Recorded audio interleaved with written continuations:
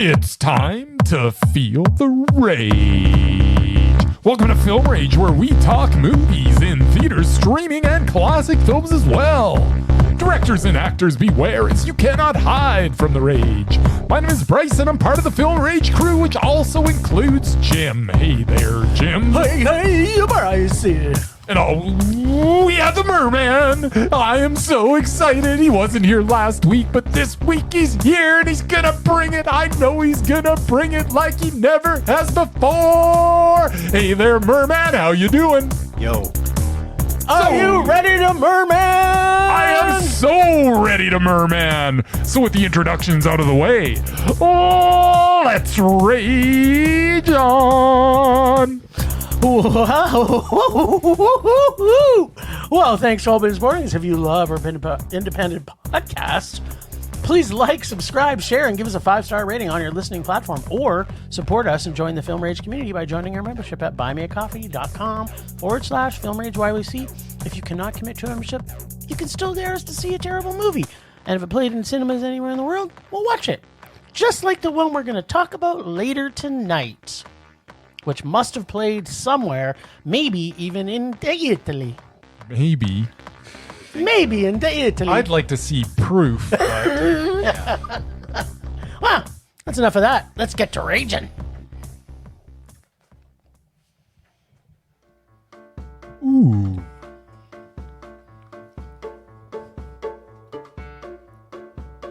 What would the amazing Murman predict? What would the amazing Murman predict? Will he predict the rage or will he predict the mono? Will he tell us all what Jim and Bryce are at the movies? Here he comes swimming to you. Swimmery, all the way from Saskatchewan. Swim, Murray, swim. Swim for us right now. Swim, Murray, swim, Murray. Swim. I will if you guys shut up. Swim, Murray. Yeah, so you guys saw 5 movies this week. 5! Seems rather ambitious. I did not Does see. seem ambitious. I did Until not. next week. I did not see 5 movies this week. So yeah, in order, I've got Stream, which, looking at the trailer, was the only one of the 5 I actually wouldn't have minded seeing because it looked like it was fun. Oh. And it had Venus Flytrap in it. And who says it's not fun? Yeah, who says it's not fun? Maybe it is. I think because it's a gory, slasher, cheesy type movie, I don't think Bryce would give it a Mondo. Maybe a meh. I think Jim might have loved it. Isn't that up my alley? Maybe. I don't know. I don't know if it is or not. Oh. Then we got Blink Twice. Yeah, the Channing Tatums. Chatums. Jadams. Hey, you watched this one. I did. You watched it beside us, so you should have some Yes. idea of what we... Maybe. I maybe heard a few parts where you laughed. Maybe. Okay. I think Jim, just because he loves the Tatum so much, might have given it a meh, even though it probably didn't deserve it. I think Ooh. Bryce probably raged about it. Really? Yeah, Strange Darling, which Bryce and I saw like 3 years ago, It was a long time ago. and Jim saw this weekend. I don't know. It's the fact that they were shooting stuff out of order, I didn't like much, but you guys might have better than me. But let's go double math for that one. All right. Between the Temples. An old lady getting a bat mitzvah, which I don't know if that even is a thing. It is. Apparently it is. I thought they had to be like 12 or 13 to do that. Apparently they don't. Yeah. Carol Kane is always funny. And you guys like that Schwartzman guy. So what the hell, Double Mondo. Double Mondo. Okay. That is Going out bold. That is think? bold, You Murray. think? Bold. Super Bowl. And finally, The Crow. Super Bowl Version 2024. 19. Ooh, The For Crow. However many movies they made. The Crow. It's so dark. Yeah, it's a double rage. Brooding. It's But it's got the best Skarsgard in But it. it's got Yeah, according to Billy. you, It's got Billy Billy. Skarsgard I don't think that's enough to save it. with his doing his little pouty emo thing. And it's really bad tattoos.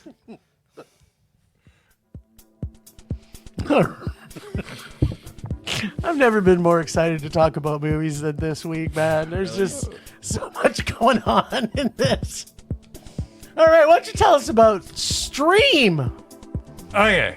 Which, actually, before you start, Yes. what I thought was really cool about this movie Okay. was that we got an intro from the production team, and we got an outro from the production team. Like on the screen? Yeah. Yeah, they came introed out and it. said, "Hey, here's the movie," and then they cut off the one guy that was supposed to be funny, and then they carried it forward to when they did the recap or the introducing other stuff they're doing later not Venus after the Flytrap, I don't movie, care. and then they did the same thing to him, and it was hilarious. Hilarious. Wasn't that funny? Stream. So yeah, is it a horror movie? Yeah, it's a horror thought it movie. was. Ish. Here's what I remember.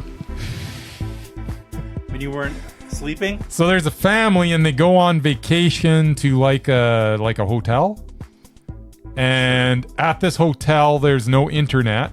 I remember that. Yep, Except there is internet, but there's not internet for the For guests. them. that's right. Now, were they actually streaming? So at this, they got all these people there, and I think that they unleashed just a bunch of killers in the hotel, and they're live streaming it. Is that what was going on? Yeah. Okay. I thought they were killing each other. No. No, I don't. Yeah. So, yeah, that's all I remember. So, I saw some of the gore. Yeah. And it was fun. Yeah.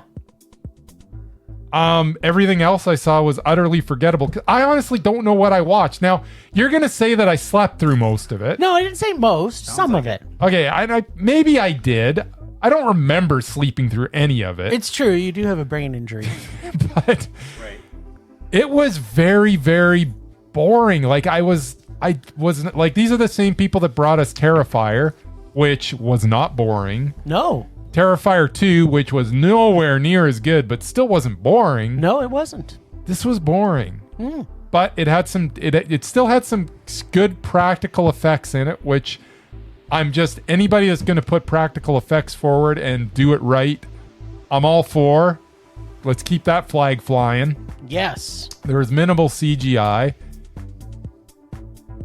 It was just such a mess story. Like it's utterly forgettable, this whole thing.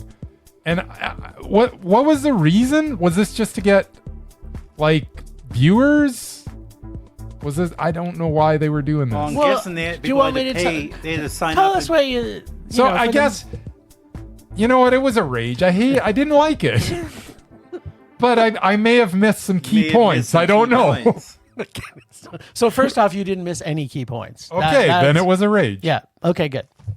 So we have a family of 4 who gets caught in a hotel where they are put into a game called Stream, where murderers are bet on somehow and get points, and people bet and get money on the people dying or some junk like that. I never 'Cause it was- caught any of that. Because That it was, happened?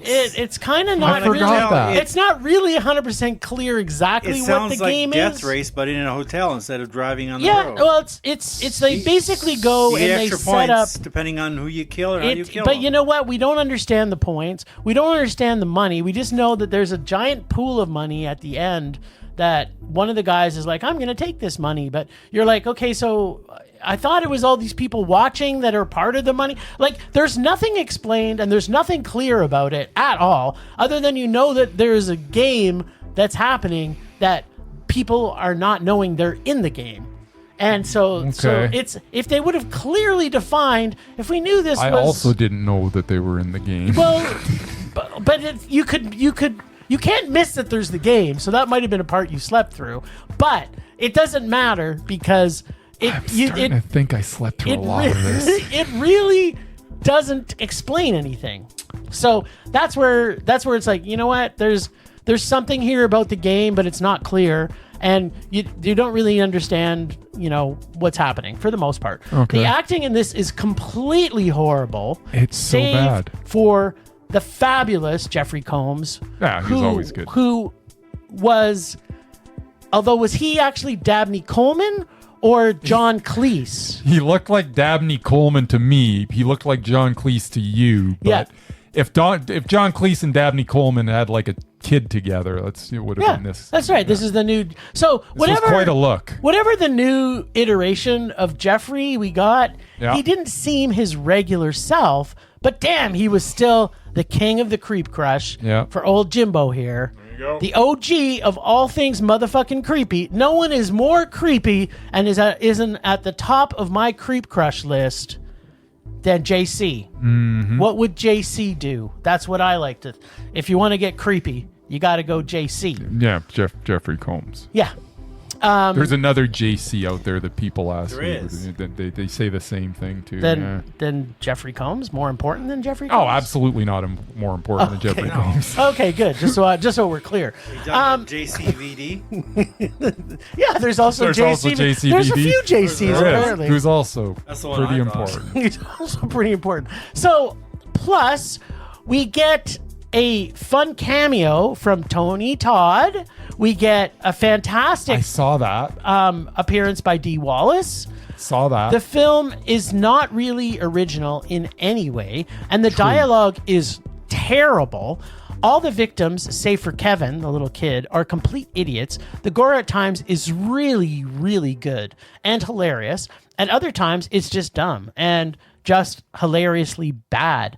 You can see some Art the Clown influences in some of the kills. Like, I'm not sure if you remember seeing some of those. Because the killers, when they would be trying to kill people, they would be kind of doing some dances or doing some Art the Clown looks. How many kills were there? Because I saw maybe 2. I don't know. There was probably... Well, everybody... Well, here's Maybe a spoiler. 2. Everybody dies except a couple. A few. I'll say a few. So there was a bunch of killers...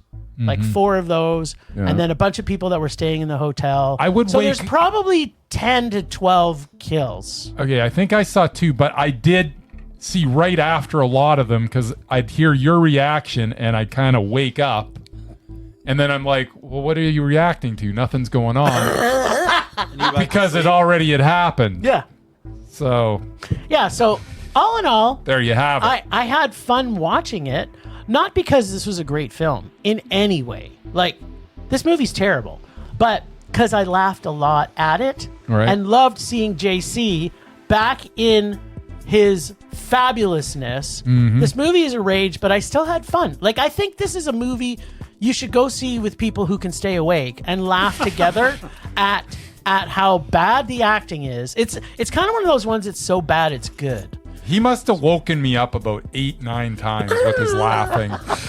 Oh no! It was There was some really funny stuff. So I feel guilty giving it a rage because the movie... I don't know. Is it a rage? Because I enjoyed I it. mean, enjoy you watching it. enjoyed it. The movie itself is bad though, but I had so much fun watching Then it. I don't think it's a rage. Okay, I'm gonna Ginger. give it a meh. I'm gonna Now, change it to a meh because I did laugh a lot. Like, there was a lot of funny things in here. Mine's mostly a rage because you just kept on waking me up. I was trying to sleep. I've already seen 4 movies this weekend. I can't. I got through the first 20 minutes like you wouldn't believe. And Oh then- yeah, and you then- were solid. I was But sharp as a tack. The first but 20 then- minutes of this was the worst brain 20 injury minutes kicked in in the after movie. Then I continued to just doze off, and he kept on waking me up with. Well, the first 20 reactions. minutes are terrible, and the actors in this, like, they're truly terrible. Yeah, it's not. The acting's awful. Except for the stars that they have in it. The 3 that I listed. Dee Wallace is always great. Dee Wallace Yeah. is fantastic in this. JC is Yeah, basically Jeffrey like Combs is JC. great, yeah. And Tony Todd, even though Tony- he's in there for like He's barely in there. 35 to 45 seconds. Yeah, that's the thing. It's the best 45 seconds. He's just in there right at the end, right? Yeah. Okay, then I didn't So miss any Tony did Todd. you got the full Tony Todd experience. Yes. Nice. All right. Well, you know what? I suggest if this is playing somewhere, people should get a bunch of friends together, smoke some weed, do some drugs, shrooms, or whatever you want to do to go and enjoy a funny, terrible, really bad, but good bad film. If it ends up on some streaming platform that I have, I might check it out again because I'm not doing it justice. There should be an asterisk by my rage because apparently I saw about 5% of this movie. Well, here's the thing. We've done this before. From what you saw, you can only give it what you saw. And then, because I now also have to go back and update some ones that I fell asleep with that I had given, like Guillermo del Toro's last film, because I finally went back and rewatched the whole movie. And it is a Mondo. So Pinocchio? No, not Pinocchio. Oh, I guess it was the one before that. What was the one with Bradley Cooper? Oh, yeah, his brain's not working. All right, okay. I don't know what you mean. Yeah, that's the one. It's that now one. Mondo, so I got to go back and change that. Nightmare All right. The one with Nightmare Alley, you're right. That's it. Was that Nightmare Alley. Was that Tormo? Yeah. No, I don't remember that. Yeah. Yeah. It was him. Okay. All right, so blink twice. So, Zoe Kravitz, kudos with your debut Baby directorial film. With a red and white themed color palette contained in this well-crafted suspense thriller with one of the slowest burns from this genre that I've ever seen, possibly ever seen. It has a great cast of characters, so well put together and so well defined, where Geena Davis may have played the best character she has ever played, but there's more on that later. Mm-hmm. The story is kind of in the vein of, say, Jordan Peele's Get Out. That's what I read. Yeah, and had you feeling that in this, there is a bigger story here.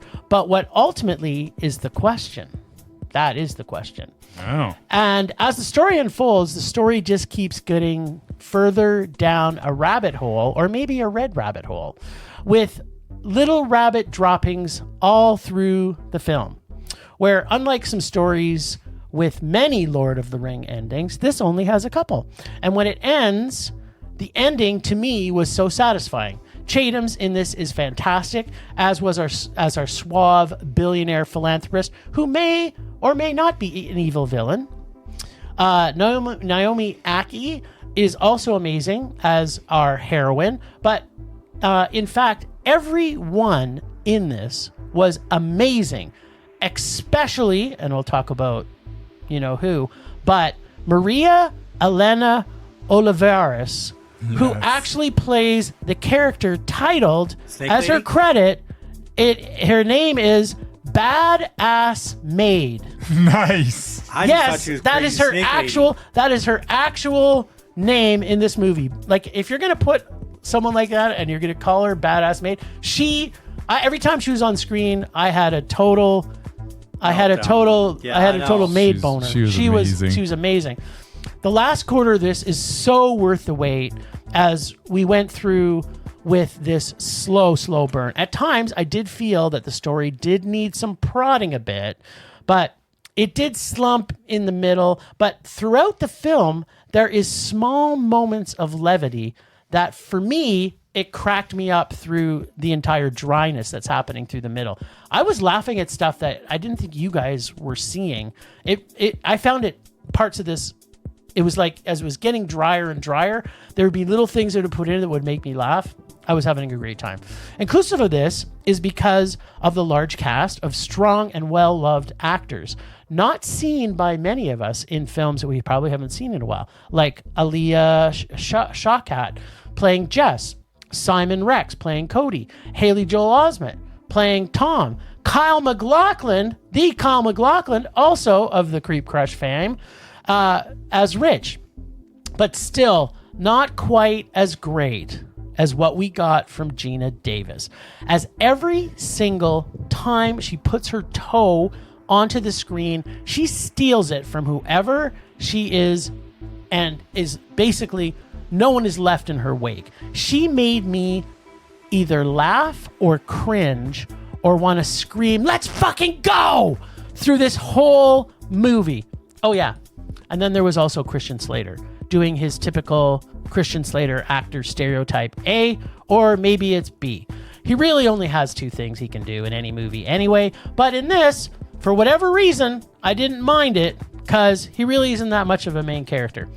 I was connected to our lead in this from the beginning, which I felt helped me to stick with her through the entire film. I loved how this all plays out, and it really is a rah ladies who eventually kick ass and punch dicks or potentially stab dicks. I love the ending. I love the characters. I love this film. It was Mondo. I freaking love this movie. This was made for me and me alone, maybe. Maybe. All right. Who's next? I guess that'd be me. All right, go for it. Yeah, the first thing I noticed about this film was the costume and set design choices. Yeah. As Jim mentioned. Since it's usually the last thing I notice, that probably wasn't a good thing. Red and white everywhere. Yes. As somebody who lives in a city where all of the major sports teams are colored red and white, Yes. it gets old fast. Never. In this movie, everybody wears white all the time. It's a white party, Murray. There's an all-white room at the museum with red tables. The mansion is all red. All the drinks have raspberries in them. You get the point. Yeah. Guess what else is red? Fake blood, which there was a lot of near the end. All over all those white clothes. Aside from the Tatums, the supporting cast was outstanding. Gina Davis, Haley Joel Osment, Christian Slater, Kyle MacLachlan, and the other ones that you mentioned. Every one of these quirky characters was fun to watch. Some of the younger party members were annoying, so it was no big loss when they eventually died. For me, the first 30 minutes and last 20 minutes of the film were decent, especially some of the creative kills and bloody carnage. As with most films, it dragged in the middle and became a little predictable. To Miss Kravitz's credit, the story definitely took a dark and disturbing twist. Yes. Not enough to make it great, but a decent, man. All right. Yeah, it was meh. Okay then. Here's why it was meh. All right. Because I didn't understand some stuff. That's awesome. That's why I usually give things Mondos. I'm just trying to figure out how, and I don't want to dish out spoilers, but apparently stuff has happened repeatedly in this movie. And when these people go back to their regular lives, how do they not know that something has happened? Whether it's interaction with people that are like, why have you been gone so long? Or what? Like, I don't understand how that is a thing. I also don't understand the science behind snake venom. Yes. Just absolutely bringing you out of whatever this other It was a drug is. specific kind of snake that only lives on that island. Yeah, I got that. They told us that. Yeah, I understand that. I don't buy the science. It's just, and How is that even a barrier? It's like a just science fiction horror movie. It's so It's like silly. saying, I don't believe that aliens exist. it's the same Oh, maybe that's science. why you don't like aliens. It's the same probably. It's the same science where they spray perfume on you and you forget. Yeah. It's the same science. And maybe that's it. Like the silliness of that, because it seems to be, taking itself seriously, It is. but its setup is so silly. So I don't know. It wasn't terrible, but yeah, it was meh. There was some stuff that was funny. There was some stuff. I'm not sure how much of a. Come on, you've got to talk about Gina Davis, though. Oh, Gina Davis was very good in it. Yeah. What are you talking about? She- She was the best Gina Davis has ever been. Really? Yeah. Like, tell me a movie where Gina Davis stepped on screen, no matter who she's up against, and you went, because if she's more mesmerizing than Jeff Goldblum, then there's a whole story around that. But let's talk about the fact, not that I don't like Gina Davis. I like Gina Davis. I like Gina Davis. I do. I like but her I've never seen a movie with her in it. And she's not like one of the major stars. No. But every time she came on screen, I could not look away. everything she was doing in the background, everything she was doing That's with what she where was saying. that's actually where she excelled, is when she was actually not in Yes! the foreground saying anything, just her in the background. And this is an example of a movie where, and probably to Zoe Kravitz's credit, everybody was all in on this, and even the people, like we watched a movie recently where the people in the background, you could see them all rolling their eyes at the Badlands or what? Borderlands, yeah, where they're like, "What am I doing in this movie?" And you could see the looks on their faces in the background when they don't have a line. They're just like, "What am I doing here?" In this one, everybody was all in on this. Yeah.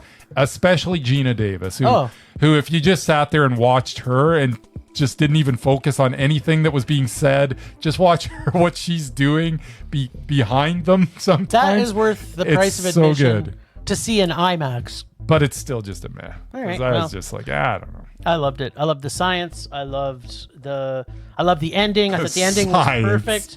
I love it when snakes can do stuff. Snakes are cool.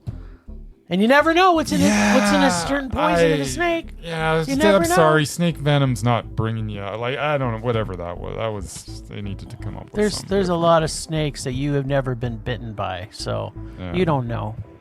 Yeah. You've never been to that island. I've never been to that island. That's right. Or have you? It is. Oh! Well played. Just saying. I don't even know what you're talking about. Probably not. Well, there's a lot of rapiness in this movie. There is. A lot of rapiness Spoiler in this alert, movie. yes. Yeah, there is a lot of rapiness, which makes the ladies who kick ass and punch dicks and stab dicks, I guess, makes even it more satisfying, rewarding but at the end. Which, but you know, again, it took a really dark turn. Like, it started off a nice, friendly weekend of people partying and stuff. I'm like, oh, that is surprise! This isn't a happy. Not what's happening this at isn't all. a happy movie. You know what the other problem I had Okay, let's have it. is I didn't buy the friendship between the two that ended up being the final friends? two. Yeah. Oh, the final two, yeah. The final two. That was a bit of a quick Survivor bait. That was a quick, like, they were just like, they became very tight very quickly. But they were all, for two that were like not liking each other at all. But you know what? That's also, I guess. But what's going to unite you more than what they went through? Then you find out you're being molested by yeah. a bunch of creepy dudes. There was just, I don't know. It was okay. I loved it. Yeah, all right. Well, why don't we talk about Strange, darling? Apparently, I'm up. You are. Noticed that. Yeah, man. Yeah. Well, Jim was off on his vacay. Bryce and I went to a special cuff screening for pass holders and staff and etc. And it was Strange Darling, which opened later that week, also at the same theater. Yeah, it was an interesting movie. Basically, well, according to this, nothing is what it seems when a twisted one-night stand spirals into a serial killer's vicious murder spree. I don't know if that really describes it, but yeah, there's two main people in this, and you don't know which one's the killer because they're both creepy as hell. And they have these weird sex games in the hotel.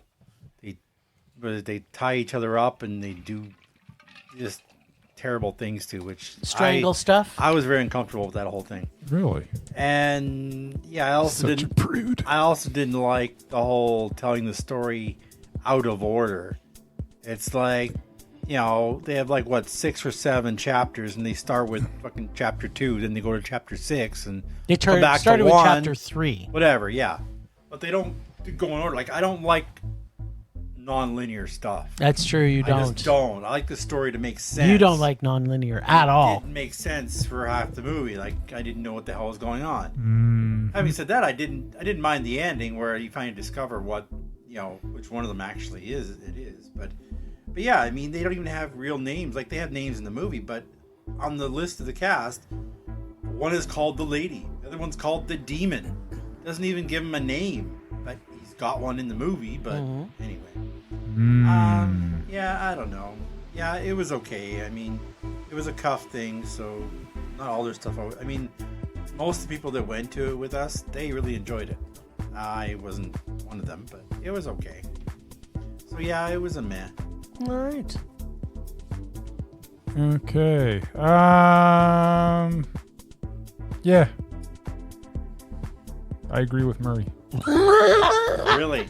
Man, he's a chatty cat. Here's the thing, stuff. Yeah, there's some silly stuff though, like really that whole shot in 35. It was shot in 35 millimeter, which looks amazing. Oh, and it was shot by Giovanni And it was Ribisi. just shot by Giovanni Ribisi as the director of photography. And he should absolutely be commended. Yep. Although the fact that it opens up with a title card that tells you that it was shot in 35 millimeter was kind of like super lame. Like, Can you not let the movie speak for itself? You have to go, oh, by the way, just notice how beautiful this movie's gonna be because we shot it on 35 mil. Just piss off. Like, I don't need you to sit there and spoon feed me crap. Yeah, but that's us. Bunch of wieners. We would have known that, but other people don't. So the blood, the stunts, the chase scene, which I hate chase scenes, but it all looked so damn good, and that's all Giovanni Ribisi. Willa Fitzgerald is quite convincing as both hunter and prey. It's a movie that felt it was much more clever than it actually was. It's a meh. all right. Okay, so I'm gonna maybe repeat a little bit of what you guys said. Stylistically, this film is shot brilliantly. True. As which neither one of you said, as is the music in this. The suspense music parts is actually really good. are driven by a score that is jarring and original and at a volume that is driving the story like a race car. There is scenes in this that the music is actually making the scene. The pretend true story comes as it's tough to tell a true story that isn't a true story. It's even tough to tell a true story that is a true story. Unless it's So- the Texas Chainsaw Massacre. Exactly. They mastered it. Yeah, exactly. The original. Yeah. Let's not talk about the rest. No. Yeah, Although everyone. I do like watching Jessica Biel walk across that field. That was good. That was really good. good. Sorry, what were we talking about? Oh yeah, we're talking about Strange Darling. Yeah, mostly especially for this because everyone that the killer comes in contact with is dead by the time we get to the end. So I'm going to give some spoilers in this. It's been out for a week already. So if you haven't seen it, go watch it, then come back and listen to this section of our podcast. Yeah, so if this is a true story, which makes the lie even more unbelievable as the story unfolds. And this is part of the rub in this one. It takes place in 6 chapters, and we start in the middle of the tale, which helps to build the mystery they are telling. And the director does a good job keeping us engaged through most of the chapters. The issue for me was as the quote-unquote secret starts getting revealed, the chapters where they are revealed seem not as intense or real or believable. And then like most stories where people die with police involvement, especially, how the police are brought in does not, again, fit to how things I feel would actually have happened. Like, it's just, they actually bring it out in one of the scenes where the one cop is like, she's a victim here, potentially a victim, and the other one's going, we don't know if she's a victim yet. So instead of still doing some of the things that they should be doing to make sure that either way, you can still take her to the hospital, but also do the things a cop would do. Because the one cop wasn't an idiot, but he ends up looking like an idiot. So yeah, those things kind of took me away from the film, which often does, the reality of a movie that's supposed to be true. Because especially if it's a true story and they say, whoa, we interviewed people. Well, who did you fucking interview? Because everybody's dead. So there's no way you could have put the movie together based on this when there's nobody left alive to interview to get you the story that you just created. So it's like, is this like the secret that you're letting us in on? So yeah, I think if they could have fixed like chapter 1 and chapter 2, I think if they could have fixed those two, because I felt that's for me was when they got to chapter 1 and chapter 2.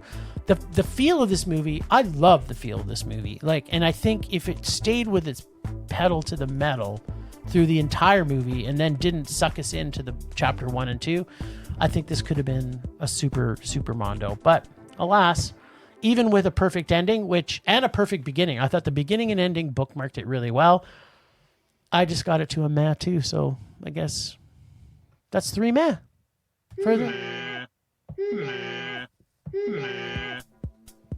We have to unpack the music though.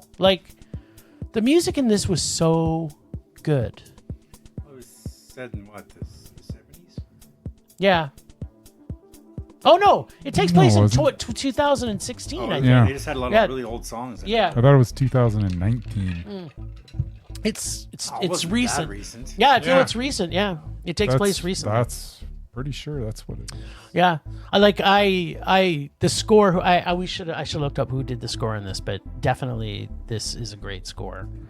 And the scene near the end where it slowly fades to gray tones. Not sure if you picked that up. Yeah, I did. Yeah, that was brilliant. I thought that was. I was awake through this whole thing, Jim. Okay, I wasn't there with you, so I wasn't sure. And you missed the end. Because No, we didn't miss anything. our good friend who put on the movie Yeah. said to the whole audience, stay for the end. There's a short film at the end. So we did. We sat through all the credits. Well, plus he gave me a ride home. Yeah, So. I wish I didn't. Should Should have left right after the credits when ended. the credits came up, or when the credits were done, this movie came up and it had Top Gun soundtrack. Da-da-da-da-da-da. And a guy on a motorbike. And I'm like, is this Top Gun 3? No, it was a marriage proposal from a guy who was in the audience, a guy I don't recognize, That's who awesome. was proposing to his girlfriend who was in the audience with Oh, him so they proposed at the event? Yeah. via this video. That's awesome. Shot this video. It was like a movie It trailer. was a movie trailer. It's kinda but too it was bad. At And it the was end at of the end, movie. and will you marry me? And then But yeah, it's that like, was after oh. the movie. So yeah, we That's stayed. so So then cute. I threw up a little in my mouth and we left. What happens if she would have snuck out early? That's a good. That would have question. been unfortunate. Or she was in the bathroom or something. Would it have been? Anyway, Maybe for him. Yeah, so that was the extra treat that we got. That you- That's awesome. yes. Okay, can we also talk about Ed Begley Jr.? We Ed can. Begley Jr. Like the couple 5 minutes he and the was in it. breakfast. Can we talk about their breakfast? Oh, they their made? breakfast. God, Their yeah. breakfast Oh my was God. awesome. It was So It was the good. best scene. So It good. was so good. There's scenes in this that are so well done. There is a lot of stuff that was a lot of fun. There in this. is. It was so much fun. No, like the fun parts were fun. It was just the dark stuff I didn't enjoy at all. The dark stuff was fine. It just was. I don't know. Like it just was obvious in the beginning that both of these people were very twisted. yeah, It was I guess a race to see which one was more twisted than see, the I other didn't one. find him that twisted. He was Nah. just wanting to get laid, and that Yeah, they kind that's of all. brought that up. Yeah, she was steering the ship as far as that stuff. Oh went. yeah, she was teasing him along. The thing that's that maybe I didn't do a good enough job pointing it out, but don't try and make this out to be a true story. Like, don't make it a Blair Witch type thing. That's this is like a Paranormal Activity, Blair Witch. Just make the movie, because if you just made the movie and said I wrote this movie, and don't try and pretend it's a true story, it wouldn't have taken me out as much, I think. And don't put up a stupid title card that says how beautiful your movie looks before you show your movie. Where you actually show it. Ridiculous. But the movie was beautiful. It was beautiful. I'm thinking Mr. It Rubisi. looked awesome, but I thinking- didn't need I think that. Mr. Rubisi's Just little annoyed himself, me. but- Well, it didn't annoy you to make you rage. So, you know what? This is a movie people should see in theaters because it's a beautifully shot film. Yeah, it was interesting. Yeah. Yeah, it truly is. All right, you're up. Talking about some Jewish people. All right. Sorry, what was it? Carol Kane. Temples. And Jason Schwartzman. Between the Temples. This story of Ben, a cantor who is having a bit of a crisis of faith as he mourns the passing of his wife and contemplates his desire to live. Wow, that's a downer. He has moved back in with his two mothers, played by Carolyn Aaron and Dahlia de Leon. We see how bad things have gotten for our young Ben. Not that young, I guess. from the start of the film, as he lies down in the street, and when an 18-wheeler stops just short of ending him, he begs him to keep going. Alas, the truck driver does not keep going. So then we got to a little longer film than we would have had. Yeah, thank God. And instead drops Ben off at a dive bar. Here he encounters Carla Kessler, a friendly face from his past, his grade school music teacher. From here, after talking with Ben, Carla decides to revisit her Jewish roots that she has abandoned for many years, as her parents were Russian communists, and later her husband, who had recently died, was a Protestant. So in short, Carla decides it is about time that she has her bar mitzvah, which she had been denied until now. Ben tells Carla no when asked to give her her well overdue bar mitzvah, but quickly sees that Carla is someone that does not take no for an answer. So the lessons begin in preparation for her bar mitzvah, and the relationship grows. Along the way, we meet the rabbi of the synagogue, played by Robert Smigel, who is perfectly cast. I can't say enough that Robert Smigel is brilliant in this. Mm-hmm. We also meet his daughter in the film, played by Madeline Weinstein, who has more than a passing fancy for Ben. The film climaxes with a dinner party that is equal parts achingly awkward and achingly funny at the same time. This is a beautiful story. It is a beautifully acted movie, and it is beautifully shot. Between the Temples is Mondo. Okay. So I'm going to obviously repeat a couple of things. A retired music teacher who wants to finally have her bat mitzvah cause her original 13th birthday, her gift was her period. Ah, yes. Who meets a suicidal morning cantor who lost his will or ability to sing and also to live. These two unwitting people lead this cast of exceptional Jewish actors in one of the funnest and funniest rom-coms that pokes fun at religion, and yet at the same time also holds the Jewish religion at the heart of this story in a very respectful way. Yep. Carol Kane and Jason Schwartzman are both hilarious and brilliant through this entire film. And although it's got a bit of a Harold and Maude type love story, but not really. It doesn't. It's almost like Past Lives, though, right? Yeah, it's like Past Lives. It's kind of like Past Lives, now that you mention it. But where in some movies with big age differences, it can come off kind of creepy. In this, you grow to love these two unwitting lovebirds and embrace not only their love, but also this film, which is full of heart and humor and a ton of Jewishness. I freaking loved this movie. It's so Jewish. It's so Jewish, like super Jewish. If anything, I want to be Jewish now. I want to my convert. bar mitzvah. You're not going to get a bat mitzvah. You're going to get a bar mitzvah. Yeah. That's what I said. I don't know. You had this accent going on. You were like, bat and bar was the same pronunciation to you. Bat mitzvah. Bat mitzvah. Bat mitzvah and bar mitzvah. Yeah, that's better. I was saying bat mitzvah in my review, and then I said bar mitzvah. Blurring it together with your mental illness. It's like you couldn't pronounce that. But I mean, there's anyway. This is a Mondo. I freaking love this movie. That's a double Mondo there for you, Murray. By the way. Yeah. Mondo. And I have a couple things to unpack. Number one, the rabbi, as you mentioned, and his wife, like just the rabbi who could be bought by everybody, and his wife who's like, and I've never seen a rabbi say Jesus Christ. Yeah, so much. many times in the movie. Jesus Christ! It was so funny when he said it. And his two moms, like Jason Schwartzman's mom, with the one that's like the most Jewish mom, like stereotypical Jewish mom from a movie you could ever see, and then his Malaysian other mom, who is like She's like more super Jewish than the rest of the family because she converted when they got married. It's just, and then Gabby, of course, which like, and Carol Kane is just incredible. Yeah, she is. We may have to have a list episode on this episode, which I didn't process because she was outstanding in this. And now that I've come to think of it, I think Carol Kane may be mesmerizing. So guess what we might be talking about later. Alrighty. Well, All I right. got a movie you're probably not going to agree on. Then. What's that? Wait till you bring it up, then I'll bring it up. Oh, like you didn't think she was mesmerizing in it?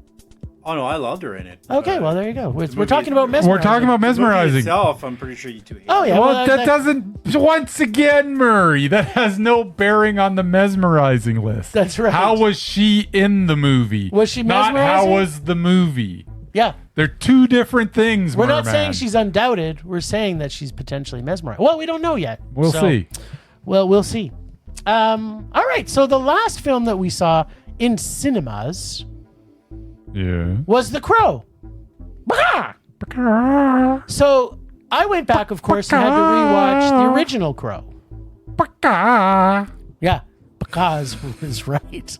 So, this may be an unpopular thing to say because apparently everybody on social media and in the universe, even one of our favorite directors, who I will not talk about on this podcast, loves the original Crow. In rewatching it, that movie is all style and soundtrack, but the story itself is disjointed. The story makes no sense. It's simple and not interesting whatsoever. I don't know if I get it all the way to a rage, but I did not fully enjoy rewatching The Crow, the original. Okay. So I just wanted to put that out there. Duly noted. Well, what's your thoughts on the original Crow that you remember? I remember it being awful. There you go. So I we're remember the actor died. I remember halfway into making it. I remember. That's all I remember hating it, but I also saw it when I was probably, I don't know, whenever it came out. Yeah. And I chose not to ever see it again because why would I? Well, it might end up going into my dare bag then, just to make sure, because I kind of now want to know what you thought. Excellent. So the new Crow. The new Crow. What this new iteration of the Crow had that the other didn't was a backstory, because it had the great music like the last one. It had the atmosphere like the last one. Also, this one had the greatest of all the Skarsgards in it, except you wouldn't know it in this film as he's completely wasted in it. In fact, Literally. you wouldn't even know it was him because he was just not present. Not his super regular, dynamic, and often weird and wonderful self. There was absolutely negative chemistry between him and FKA Twigs, aka Shelley. Like, Is that her name? yeah, that's her name. Her name is FKA Twigs. Oh, I know that part. Her name is Shelley. Oh, Shelley was the character she played. Yeah. I want to know what her real name is. Seriously, she wasn't born with FKA. I can tell you Well, that. I don't know. She, That's not necessarily true. I want to know what her real yeah, name is. maybe. Well, maybe it's, 'Cause that's a stupid name. Just saying. I don't know. I don't know if it's because it's all capitalized, so Yeah, I'm thinking it's FKA. No, it's a stupid name. I want to know what her real name is. Well, Anyway. names aren't stupid. They're Yeah, just no, names. Names are names, man. Yeah, It so is. okay, so this story is boring and uninteresting. I just kept wanting it to be over for pretty much the entire movie. The only redeeming scene in this whole movie is the opera scene, which although was fun, is completely unbelievable because even in an opera house, they would hear non-stop Gunshots. gunfire, and the ending is also stupid because the deal he makes with some dude in this place, Let's call him Mr. Purgatory. Mr. Purgatory Actually, guy, you know what his which name? which You know what his name was? what? His name was Kronos. Kronos. His name was Kronos. I looked it up. Interesting. Yeah, I was going to mention that to you. So anyway, he'd made a deal with Kronos that was really the Crow's decision because that was a thing. Yeah, I'm baffled. Mm. This wasn't a good movie. No. I hated it. It was a Okay. rage. This was terrible. You don't say. I just everything about it was annoying. And I love, my love of Billy Boy, Billy Bob. Yeah. He's my Skarsgard. I know he is. And he was just not present through this whole movie. Like, talk about interesting. I got things to unpack, but let's hear what you guys thought about this reiteration. Since I haven't seen the original Crow, The Crow 2, City of Angels, The Crow Salvation, or The Crow Wicked Prayer. Okay, I didn't know about those last two. Yes, they made them all. I have nothing to compare this film to. I don't think those last two had theatrical It release. doesn't matter. They're still Crow They movies. still exist. I also haven't read the comics, so I really didn't get the plot of this film. The idea of an undead hero fighting to save souls from the devil/Grim Reaper isn't really new. See Ghost Rider. But this character didn't seem all that special, apart from the fact that he healed rapidly. Well, so do Deadpool and Wolverine. At least they know how to fight. This guy just seems to stand there and let people fill him full of bullets. He doesn't fight back. Like, what the hell? Not to say the massacre at the opera wasn't fun. It sure was. But as you said, not believable at all. Like, they fire 100 rounds of bullets, and even in the middle of a busy opera, somebody would have heard the shots, because everything I've heard, real gunfire is loud. Yeah. From everything I've heard about the original, this Eric Draven, if it's the same name character, was a grungier, tattoo-covered, drug addict version of the original character. I mean, you can never go wrong casting a Skarsgard in that kind of a role. I just didn't enjoy it that much. So yeah, it was a rage. It sucked. Bing, bing. All right, Bracey Poo. Let's see what I got. Some stuff written down here. The Crow. Yes. Rage? First act was boring and unconvincing. Yes. Second act was an ultraviolet good time. I didn't mind it. It was meh. What? What? Are you kidding me? Let me just check my notes again. Okay. First act, boring and unconvincing. Got it. Yeah. Second act was ultraviolet good time. Yeah, it was meh. And you wrote 2 sentences and you liked it What? that much. What? Wow. Let me just check again. Maybe No, I missed something. You First- definitely missed something. Are you First sure you didn't act fall was- asleep for half of it? No, I watched the whole thing. I can't believe he didn't fall First asleep. act I think was- his brain injury was affecting First him. act was boring and unconvincing. Yeah, no, Yeah, that was that's checked. totally Box true. checked, yeah. And second act was an ultraviolet good time. No, it was meh. 100% it was meh. Ugh. Yeah, okay. Yeah, I don't get that at all. I don't either.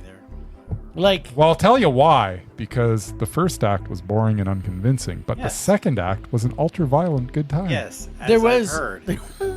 yeah, the scene at the opera house was good, It was meh. but it was But also that wasn't stupid. the end. That was like the Yeah, last, then there was a bunch of like other a bunch of crap terrible after that. stuff that well, happens. the first half was awful. If it ended at the The opera second half, scene, it was that's all right. fine. I liked it. But it meh. didn't. So let me just be clear. There was I the final understand that. showdown So with the you rich like- old guy. Remember like- that I watched this with a brain injury as well, though. I'm still baffled because what I'm most baffled about Like the is- brain injury was pretty fresh when I watched this one. Yes. Okay. So because did you like the ending of this? No. Okay, the Then how could it ending be a in this mess? movie The ending was is enough. stupid. You go back into Bryce history, Yeah. History 101 or 201. Yeah, that was Bryce where he pre-brain loves injury, though. He loves like 90% of a movie, and, And then there's the 30 last- seconds he doesn't and the- like, he gives it a rage. And this Yeah, but ending this- of this movie was so awful. This is brain terrible. injury, Bryce, now. Terrible. I've turned over a new leaf. My brain doesn't work like Don't it you used blame to. your dog on this. He's not to blame for He this. headbutted me really hard. Yeah, well. Right in the temple. oh my god. He knocked- Okay, well, He smushed my brain against my skull. I and had now my thoughts are all jumbled. I had things to unpack. Like, I don't know anything about. Like to you, Maria, I never read the comic of this, Me neither. so I don't even know Maybe the people like these Bill movies. Skarsgard was all because pouty in this too. It was annoying. He wasn't. He Was- was he was uninterested. dead. He was terrible. Oh, yeah, and yeah, he's in rehab, meets this girl Yeah, it made no sense. And like they escape together, and like 2 weeks later, they both get killed. They're all lovey-dovey. And he's like ready to I die didn't buy for the her. romance either. Yeah, exactly. I didn't buy any of it. Unconvincing. It's terrible. Why It wasn't was it a terrible. rage? But there was a. But I liked the ultraviolet second act, so it was meh. It wasn't a full second act of Ultraviolet. It was a lot. It was like 15 minutes. It was like 15 minutes. Yeah, It was of a pre- it was- 2-hour It movie. was pretty well done, though. So just so we're clear, your brain injury caused you to like 15 minutes of a movie. And then to not forget the last change- 20 I minutes. remember Forget it the being last longer 20 than that. I minutes. thought it was about like a half an hour. Yeah. You know what? Yeah. The problem is there was like 20 minutes after that, which totally sucked. Plus, Yeah. plus Danny Houston was in it. Well, there you go. That makes. I mean, the bad guy in like every superhero movie I've ever seen. He's always Yeah. good. I like Danny Houston. There you go. That's. Who doesn't that- like Danny Houston? I don't. That's kind of. What? Never did. That's not right, It Murray. is right. I don't like him. Oh, that makes me so sad. Do you like Whatevs. Danny Houston? Who doesn't? Yes. Oh, Exactly, except for Murray. Murray. Except in this movie, apparently. I used to love Bill Skarsgard in every single movie he's There been you in, go. There you go. except this movie. It's like Yeah. It wasn't great. No, it It wasn't. wasn't at even all. good. it was Not even terrible. close. It was pretty not good, but there's enough there to make it meh. Oh my god! All right, okay. I liked it better than I remember liking the first one. Well, we're gonna find out about that at some point in the future too. You don't All right. Well, I guess say. that's it for this week. We had 5 films. We made it through. Yeah. Now for the second half of our podcast. Second half of our podcast. Well, you're not gonna like my thing then, because it's What? gonna be we twice as gotta- long we gotta- as we just did. Is We it gotta- like? we gotta is it like speed top? this up. You're not. You can't it ain't read gonna all happen. of those. You can't. I It's am all about posted. to. No, Yeah, Murray. I'm going to. Murray, Just- it's on their website. You No, I'm don't not. need to read them all. I'm not. Okay, good. But it's not short. Okay. So you know. Whoa, what's Today was the going official launch of the Calgary International Film Festival lineup. on? Oh. And Yep. 2/3 of Film Rage were there to represent. That's right. Oh yeah, that was today, wasn't Yeah. it? Yes, media it was. launch, Well, yeah. the 1/3 I should have just weren't. left work You and should've. went. Yeah, I should have quit. Now, there are 100 feature films and 100 short films. I'm just going to skim over some highlights. And Murray's gonna read all of I'm them. gonna read all of them. No, don't in do that. order. I have a list. First up is the opening gala at the Jack Singer. We have The Thicket, a western Peter based Dinklage. on a Isn't Joe it like a Lansdale Tubi film. movie? Yeah, it is a 2B I don't production. know. It's a western shot in the winter in Calgary, judging by the trailer. It stars Peter Dinklage, Juliette Lewis, and many others, including James Hetfield from Metallica. Nice. Dinklage and co-star Leslie Grace will be in attendance. For those listeners in the good old USA, it actually opens September 8th In the U.S. in the yeah. US. Oh. Not here. Next up, we have the Tragically Hip. Canada's own Tragically Hip. It's called No Rehearsals. This one has a special meaning for my buddy Jim, who loves the band. Gord Downey, I the lead do. singer, Do you? died from brain cancer. This is a 4.5-hour production directed by his brother. You either love that and band or you just like. showcases everything. I think. Even I with think. 2 screens, it's going to sell out quickly. I think Bob Cajun is one of my favorite songs ever written of all time. And I say, Well, and Perhaps you need to I listen turned to to it him more. during the trailer. I'm like, I'm I've one heard of the it. few who doesn't love it. I mean, Many times. I would like the story of what they all went through and stuff. But yeah, the music itself, I Eh. can take or leave it. exactly. That's what I'm saying. People But either for those people people who would love either it- like travel 1,000 miles to see them, or there's just like, Well, and they will travel. and there's 1,000 no in miles to see between, this. and nobody hates them. Anyway, See, I wouldn't travel a 1,000 miles, but I think for a Canadian, like they are the iconic Canadian rock band ultimately. No. Yeah, they have more stuff. Like there's been analysis done on them, but there's more things in their music and songs about Canada than any other band. Like as much as Okay. Rush may be the most internationally known Canadian band, they don't sing about Canada. These guys sing about Canada a lot. So, which I love. All right. I have a tattoo of the Canadian flag on my leg. Yeah, I get the Canadian thing, but it's Yeah. got to be backed by good music. Yeah. Look, they don't have good music. They have great music. They have They have some good they music. have sometimes listenable music. Okay, now we've stepped over a line. All right, keep going, Murray. Here's the thing. Music to everybody. I don't blame anybody for any music they like. I may not like it. At the end of the day, whatever moves you is what moves you. And Yep. I have, we can sit there and badmouth each other's tastes in music. It doesn't matter at the end of the day. If it moves you, it moves the you. documentary Yep. about it. Yep. Which is 4 hours. 4 hours long. 4 hours. Yeah, 4 that's, episodes or whatever. So Yeah, it's not even a. And It's a freaking mini series, it and is. I don't And understand it's why they playing do in this. At both the screens at festival, once, but so whatever. it's Yep. going to be an event. The closing night film on the final Saturday is Lucky Star, directed by one of our friends, Gillian McKercher. Yeah. It's a story of a reformed gambler who gets scammed and must return to the high stakes of poker to make his money back. It was locally shot and produced and promised to be an exciting night. I can't wait for this one. Hope I get to see it. Ready? There are a variety of music on film docs to check out, besides The Hip. Okay. Linda Perry, Let It Die Here is one of them. Luther Vandross, Never Too Much, and many others. Some others to watch out for, unfortunately. My thing is all washed out. And Anora, I think. Honor. Yep. Yeah, it's done by the director of the Florida Project. Yep. It's the I love the Florida story of Yeah, a Brooklyn it's sex great. worker. She falls for the son of a rich Russian family, and they get married. And it's described as a Pretty Woman type story. Oh, good. Hopefully, it's a lot better than that. Wow. It If actually it is, it'll be great. It won the big jury prize at Cannes this year. Yep. So, we also I've have never won a jury prize at Cannes. either. You never won We nothing. have to make a movie. That's I've won stuff. You've won the concussion of the year. Whatever. I'll we concuss also you. have Bird. Bird. Latest film. Yep. Award-winning filmmaker Andrea Arnold. Bird Yes. by Charlie. Is it about Charlie Parker? No, it's Oh. starring the always mesmerizing Barry Keoghan. Yep. Story revolves around a girl raised by her father and brother in a small town, and she is forced to look for attention elsewhere. Yeah, we'll be seeing that one for sure. One for Jim to look out for is Bookworm, starring Elijah Wood. Oh. It's a New Zealand film about a 12-year-old and her estranged father who set out in the New Zealand wilderness to find proof of a magical creature, which comes with a cash prize. Father-daughter bonding with Elijah Wood. Yes. My third favorite creep crush. There you go. Another big deal is My Dead Friend Zoe, which I still have no freaking idea what it's about. It won the big prize at South by Southwest this year.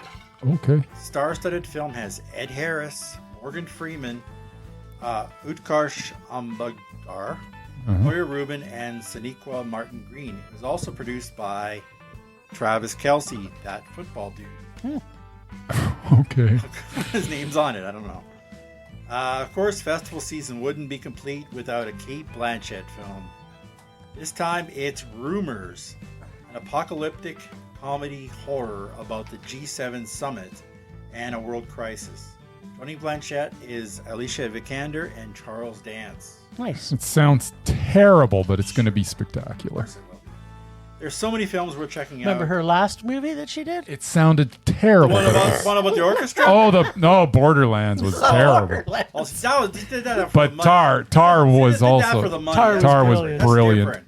It We should do stuff for the money. also sounded terrible and was brilliant. There you go. You never know. There are so many films we're checking out, either in person or online. Yes. When the site goes active. I'll wrap it up with another one that caught my eye from the Late Shift series. It's called Dark Match. It combines professional wrestling with a satanic cult. Yes! It's a bloody Something romp. for everyone. It's part gladiator match and part ritual sacrifice. Oh, Sounds awful. And it This sounds like stars the best Winnipeg, Manitoba's Chris Jericho. That makes it even worse. Y2J himself. I'm sure his acting is terrible, but maybe he gets killed in some gruesome way. you know what? This is the only movie I want to reason see enough now. to watch it. That's right. So, Yeah, there's like so many other ones I didn't talk about. Yeah, there's but- so many. And I didn't talk about documentaries, and they didn't really mention anything with the world cinema stuff. Yep. But check out like their Yeah, website. it runs from September 18th to 29th. Tickets go on sale next week. Some of the bigger events you can get tickets for now. Yep. For a full list of films, go to www.sifcalgary.ca. There will be streaming options also, but I'm sure geo-blocking will be in effect. Yep. So if you're able to get here, watch it in person. That's all I got. Nice. See, I blew through that for you. You did. You blew it. Blew it, all right. Temperature rising. Vision blurring. Rage taking over.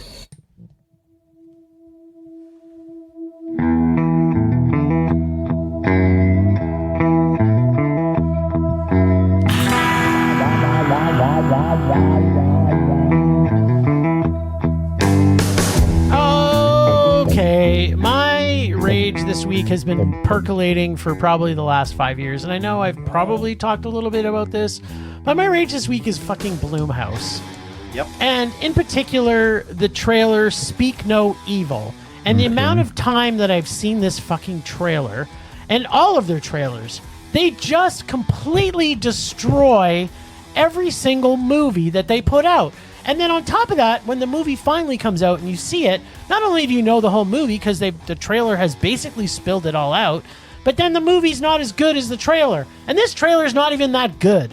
And it's got one of my favorite actors in it, and I'm still pissed. This Blumhouse, just fuck off already. I can't stand you anymore. Like, just everything you do is destroyed by awfulness. I never liked and the trailers... It's the trailers. Their trailers are all... They're just spoiled. They're just awful. Make a really good trailer where we don't know what's going to happen. They could have designed the trailer for Speak No Evil and had it look really cool. But instead, we already know the whole movie. Mm-hmm. So, yeah, I'm not looking forward to that movie. I'm not looking forward to seeing any Blumhouse movie ever again. Oh, I'm sick of them. That's it. That's my rage.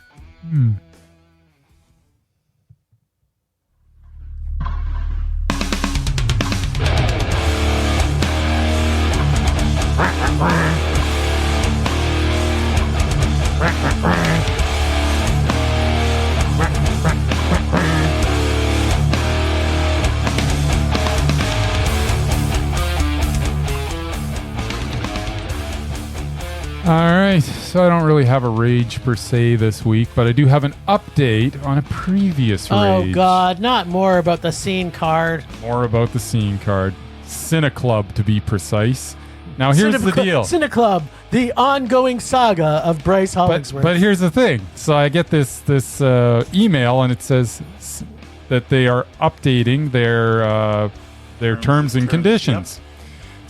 Cineclub members will always now be able to purchase 2 member-priced admission tickets per showtime for only $9.99 each, regardless of if they are also redeeming the saved monthly membership ticket. Wait, this was generated just because of you, probably. And that's what I'm saying. That because I sat there and I talked to Joe Blow like 3 consecutive nights, voicing my displeasure with how that it was operating, and it took 3 times for him to clearly state what it actually was. But that 3rd time, I'm like, okay, now I get it, but now it's dumb, and here's why it's dumb. And I listed out all the reasons. I was clear, I was concise, and I guarantee someone listened to that back, because they always say that we're recording this for quality assurances. Yep. I guarantee that either he went to someone and said, you know what? He's right. This guy doesn't have a brain injury. You should listen to him. Or they changed the policy somebody for the whole just country. And they've changed the policy for the whole country, and it's exactly the way it should be now. You can sit there and collect all the free movies you want, and you can buy 2 $9.99 tickets every time, where before, if you had any free movies, you could only purchase 1 $9.99 ticket. And that's crap. And guess what? They rectified it. So good on you, Cineclub. Good on you, Cineplex. You listen to the little guy. So I hear what you're saying is you don't have technically a legitimate rage. No, You've got a he raging boner for Cineclub. Exactly. Right now I do. All right. He's just got Although a they're huge- just doing what, Landmark was doing. Landmark from Movie Lovers Club Yeah. was doing from the beginning. He's just got a huge pat on the back for himself, is what he's doing. Well, he's taking credit for it, but ultimately is. he's It probably is not the only one that's had that. I somehow doubt he's the only person. But in the I whole was. country complaining I about it. guarantee that I was, because you know what? I had the operator laughing his ass off with the way that I was presenting the whole deal. So I guarantee that he was genuinely entertained by me by the 3rd time. He was annoyed with me after the first one, The second one, he was warming up to me. And then the third time I called him, and I got the same guy again. Same guy. He's like, okay, this is how I thought. I'm like, okay, now I understand it, and here's why it's completely dumb. And I don't know what I said. I just remember we were both laughing pretty hard. Nice. And I believe that is why this has happened. And I convinced you. I'm gonna. You know what? Let's take this to the real person who has credit, All right. which is me. Because I said to him, I'm tired of you whining about this. You need to call their 1-800 number because they're really good to talk to. Yeah, you said that. And then he finally to be did. honest, he annoyed me the first time. I think we went through the same progression, though. We were annoyed by each other the first time. The second time, we were like, okay, whatever. And then the third time, we're like, yeah, this is my best friend. We're best friends. And now he's got his picture on his computer screen. Now they're pen pals. That's right. I wish. Exactly. Rage subsiding. Pulse slowing. Anger fading.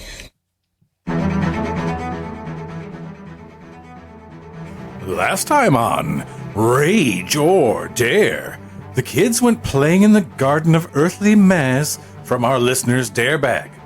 Here they pulled the Italian film Alibi Perfetto, also known as Circle of Fear in English, even though it would seem Alibi Perfetto would translate pretty directly to Perfect Alibi.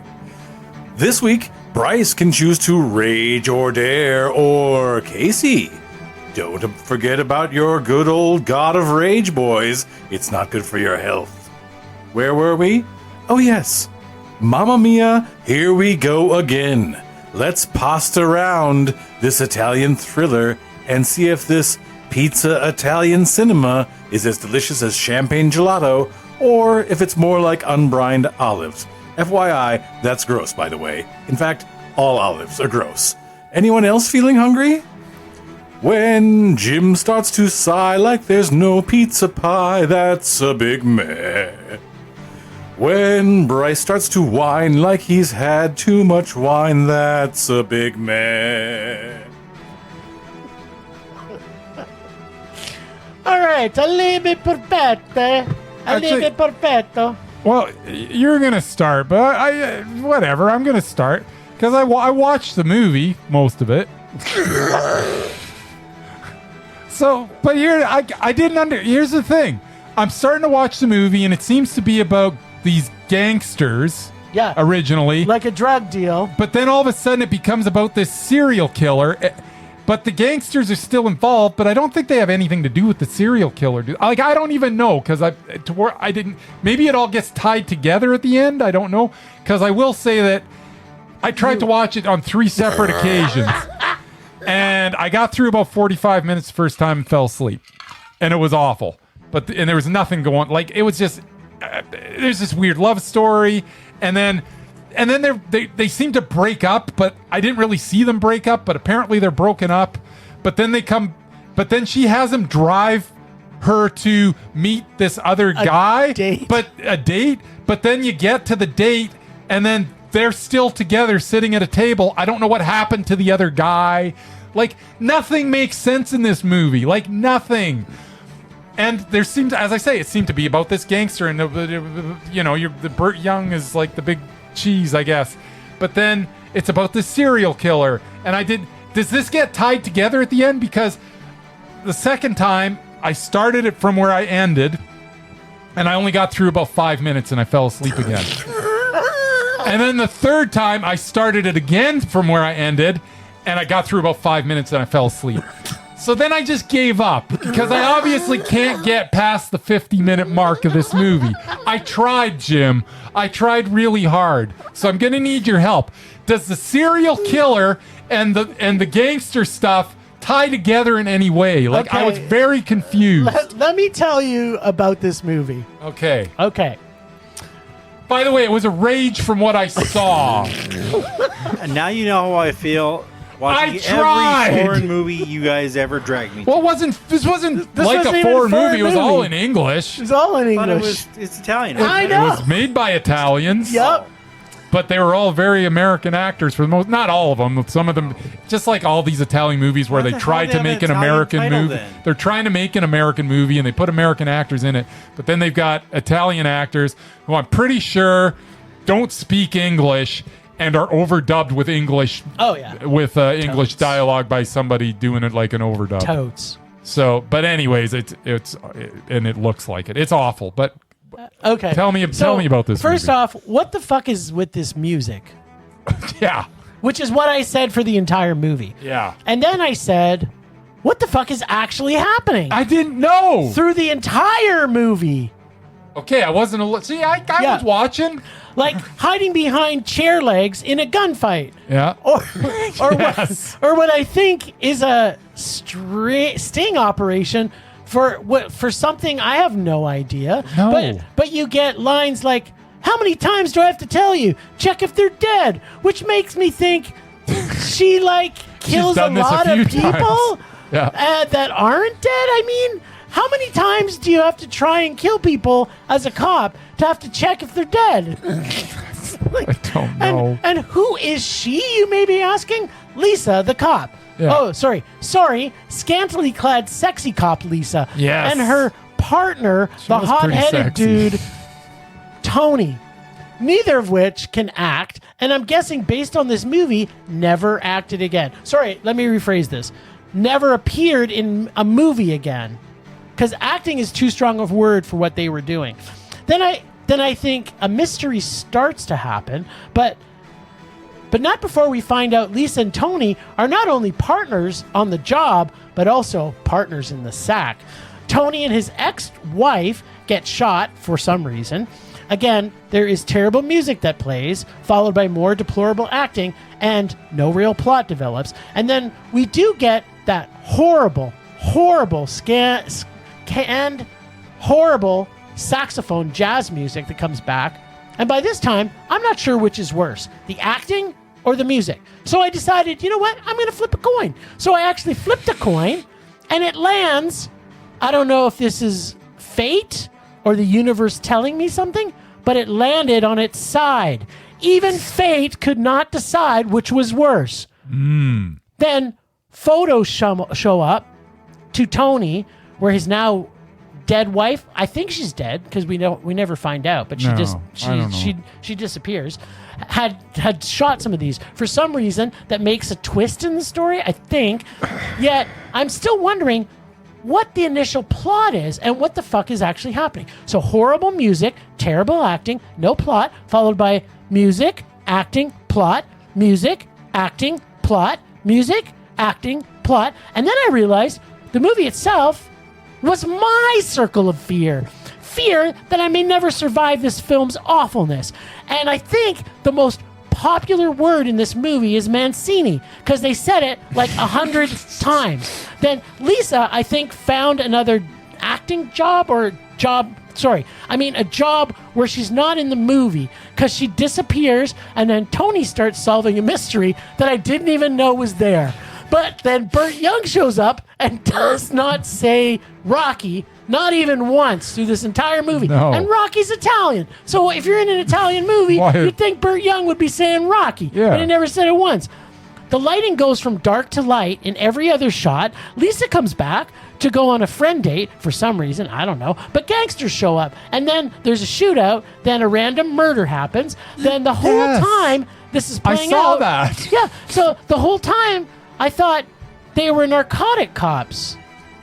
But now they're That's what I solving a thought. murder. But now they're solving a murder. So Okay. I have no idea what is happening. But what does that have to do with the I gangsters? just wanted it to end. And then you know what? It did end. And I cheered, and then my circle of fear was finally complete. This was horrible. Yes. Why anybody would make this is beyond me, Yeah. but the ending was funny. Yeah. Tell me about the ending. Cause the killer stabbed themselves in the dick.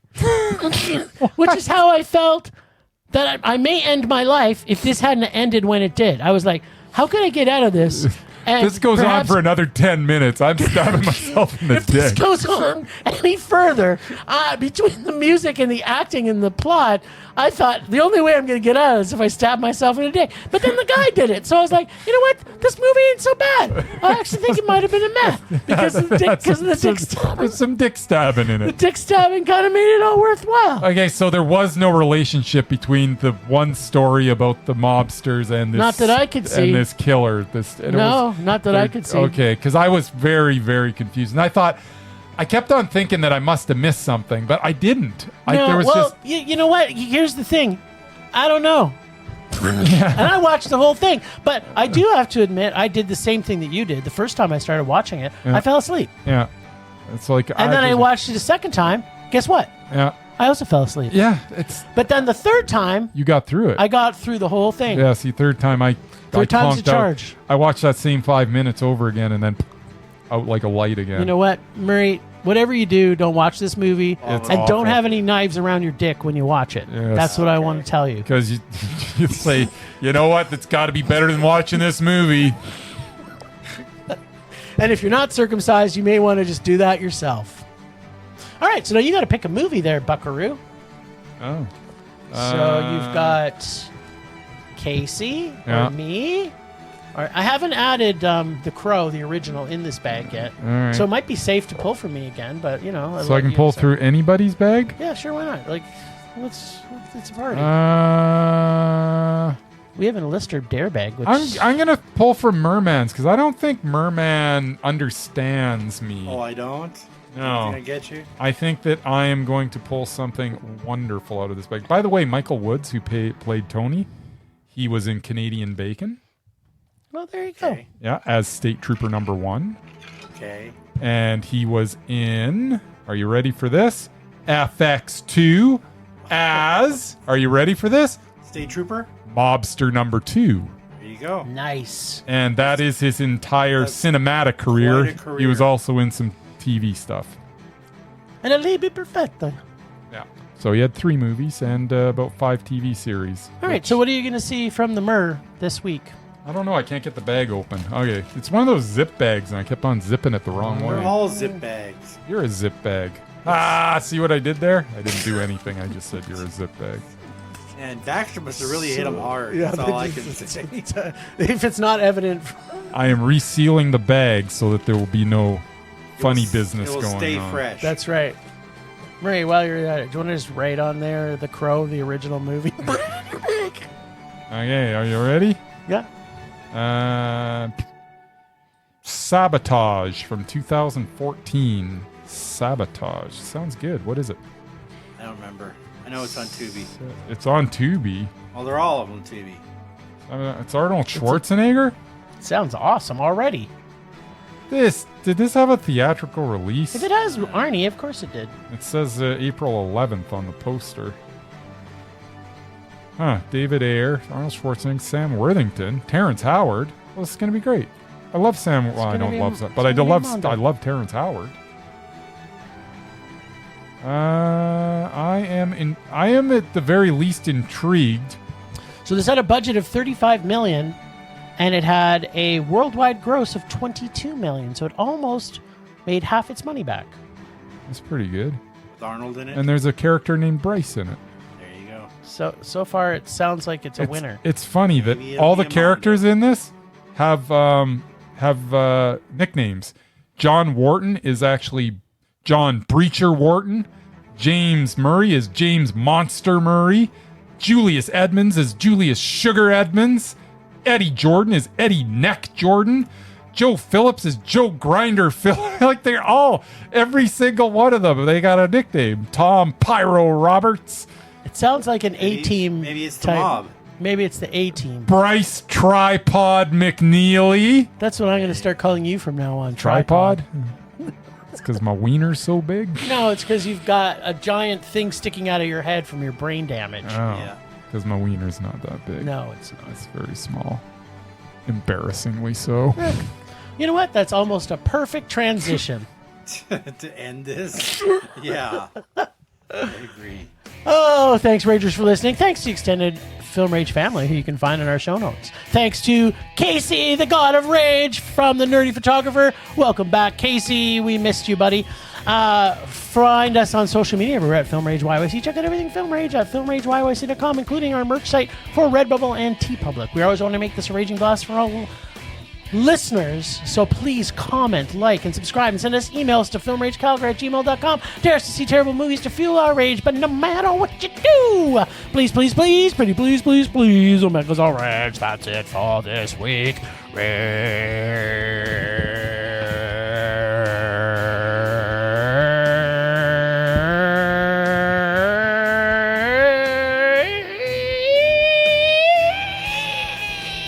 John. Rage on!